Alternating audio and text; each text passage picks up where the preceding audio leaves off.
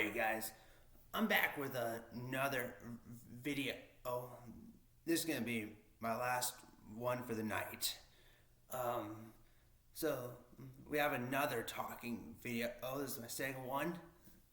So for this talking video, I'm gonna talk about something that is completely on my bucket list. Just one thing. I know I have plenty of things on my bucket list, but this is one thing that is completely dear to my heart, and I hope I can do this someday. So I'm talking about this cheesesteak rivalry in Philadelphia. And I'm going to tell you the complete history of this. It all started with two guys named Pat and Harry Oliveri, who were the founders of Pat's King of Steaks. Pat's King of Steaks being located in South Philly on a corner of 9th Street and Passyunk Avenue.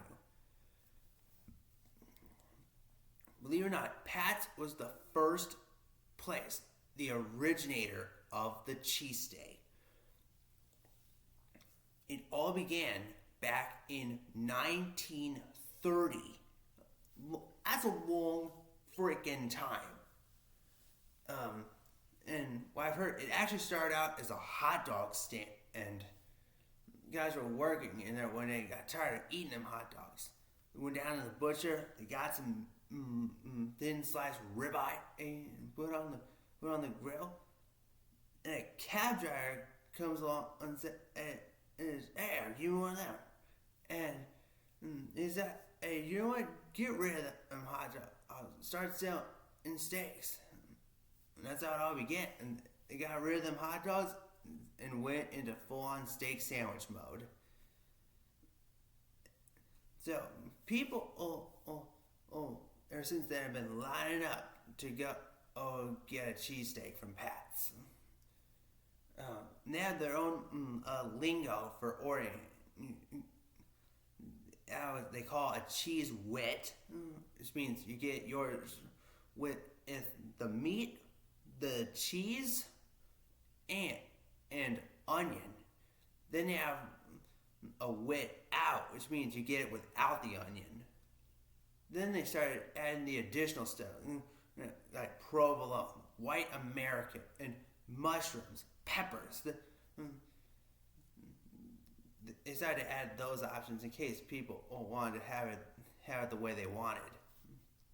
Most people would probably do a cheese wet, and as they like with the meat, and what everyone usually goes for in the cheese world, the cheese whiz, which is basically that yellow gooey cheese sauce that is usually found on a cheesesteak.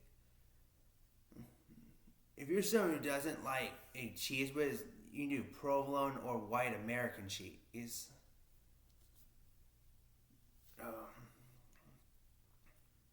And Pat's has the famous stuff because it made a little appearance in the movie Rocky. There was a scene there where Rocky stood at Pat's. And for quite a while, Pat's has ruled the corner of Passyunk and 9th Street. But in 1966, something big happened. Geno's walked into the picture. Geno's, which is now Pat's big rivalry. In 1966, Geno's was opened by a guy named Joey Vento,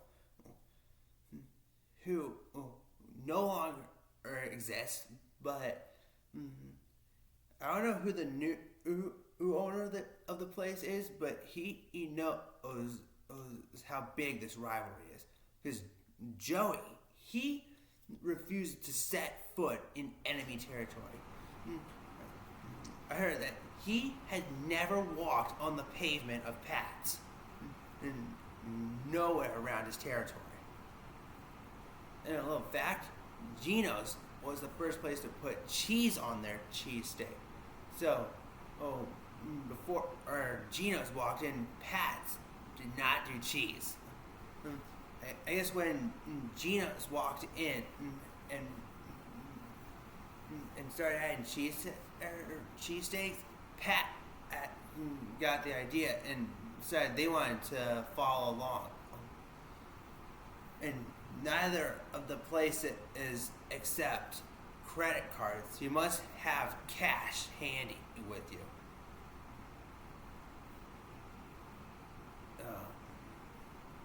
And there's a noticeable difference to their cheesesteaks. Pat's happens to chop up to the meat while it's frying on the grill. And Geno's does not do the chopping. They just keep it's sliced and simple.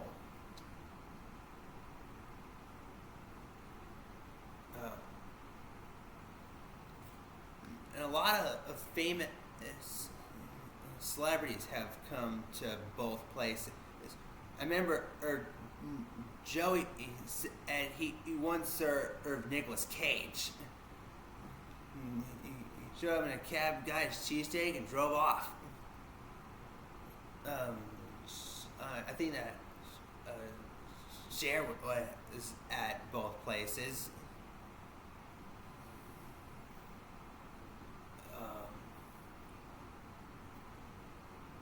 I think what I remember, or I think I saw this in one of my dad's pictures when he visited Philadelphia.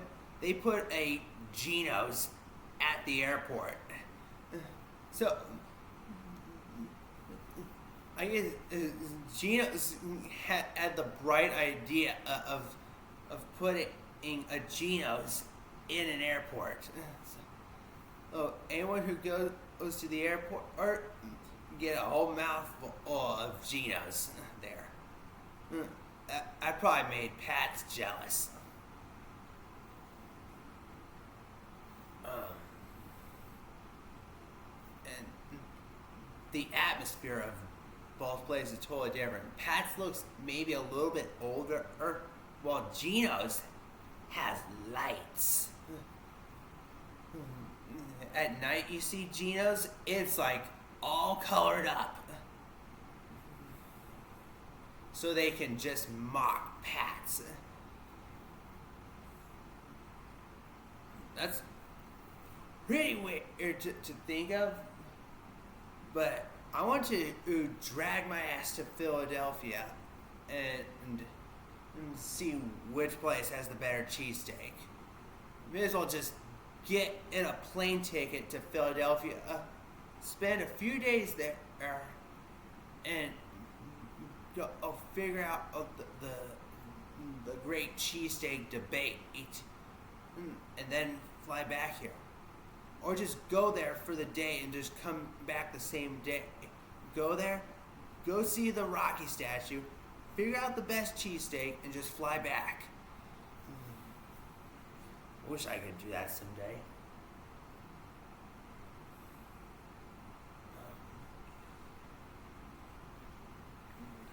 Alright, that's all I have to tell you.